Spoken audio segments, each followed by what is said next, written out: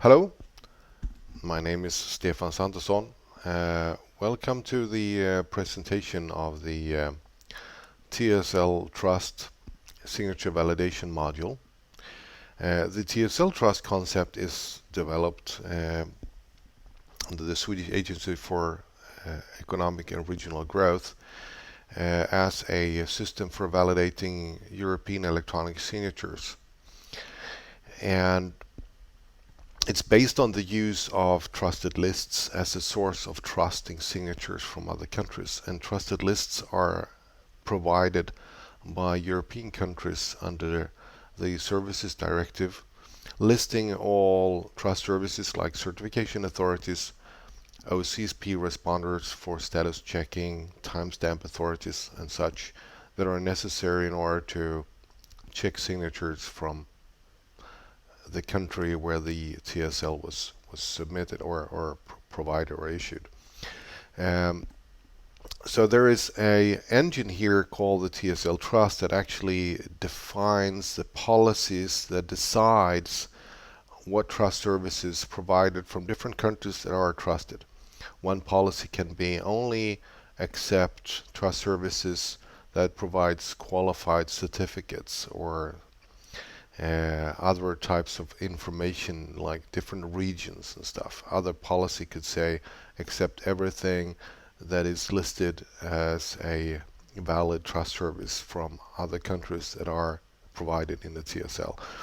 And you can define policies in between that. For every policy there is a root of trust.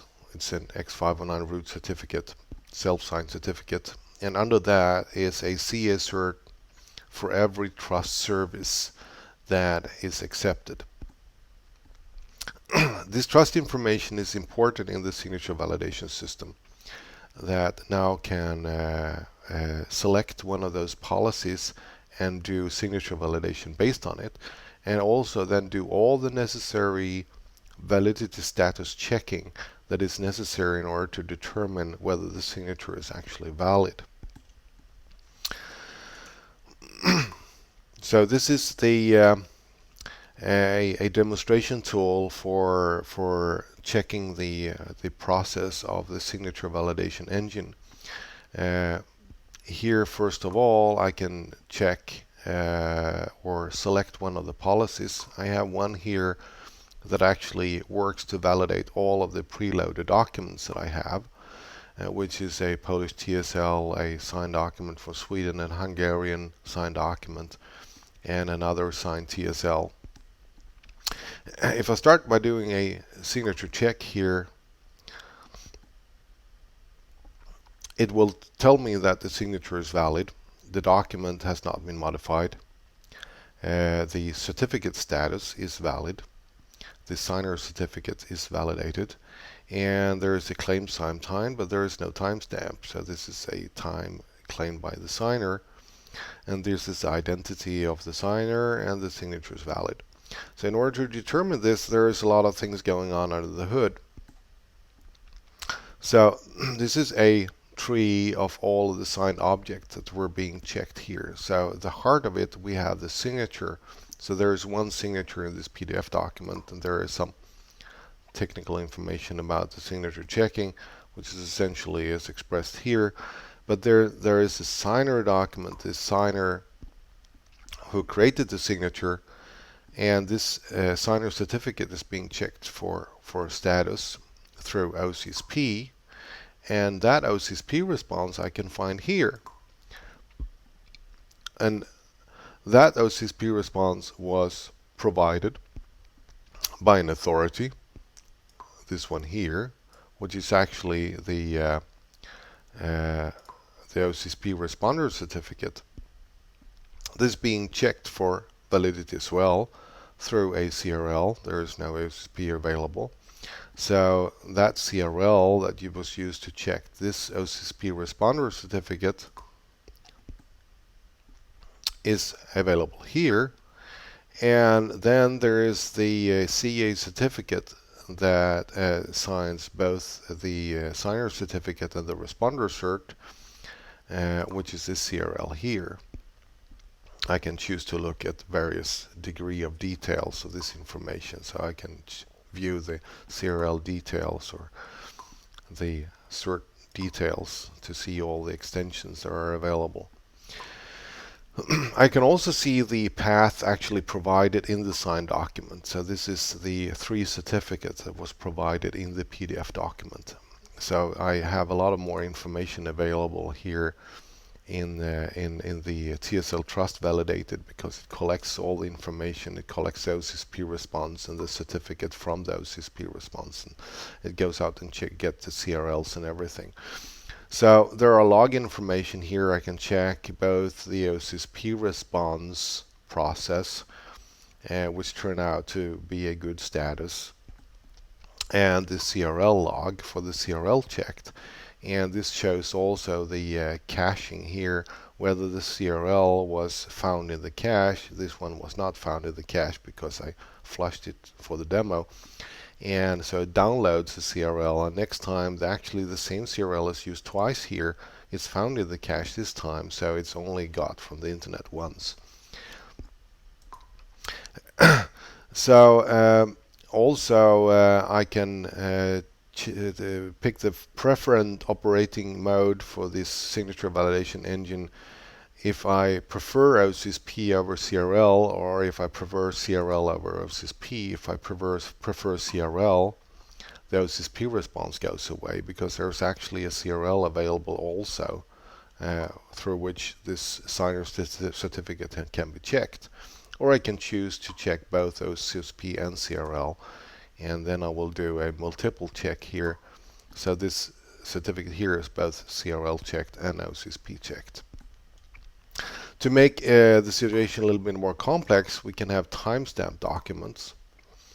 So this one here is the Hungarian document, and you will see that it took a little bit of time because I had to download a big CRL here that is has 7,947 revoked certificates, so it's considerable size.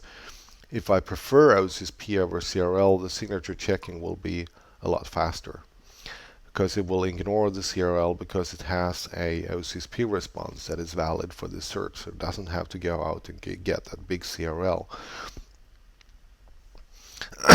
This document is interesting because it has so many different objects that are validated in so many different ways, so you can see how complex this can be.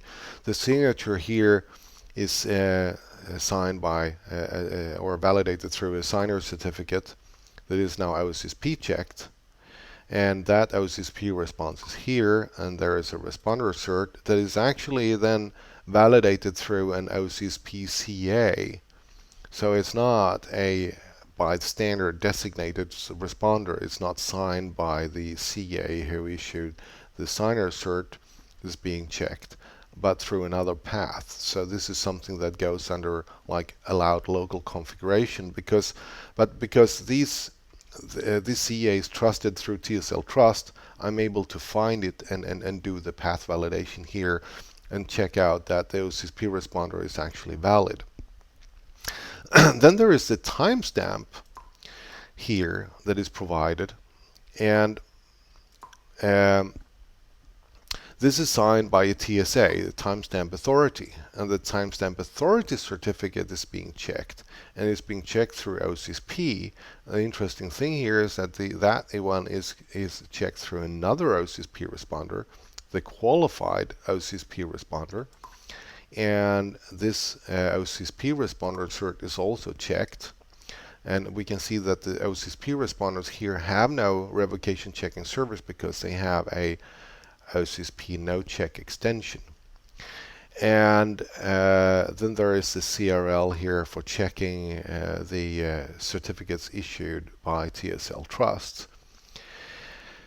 And picking another policy here where actually the OCSP responders are not trusted, and I do prefer OCSP signature checking, it will still validate the signature, but it will not include the OCSP responses because they are not trusted, because that OCSP responder CA is not trusted. I have revoked that in this policy here.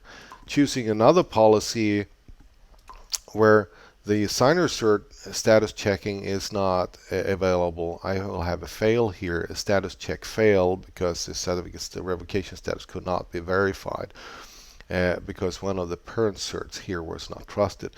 So depending on what policy I have created, I will have different result of the signature checking. So basically, this demonstrates the inner working of the signature validation engine and the TSL, the trusted list information that are available through TSL Trust. And other demonstration videos will be available for other parts. Thank you for watching.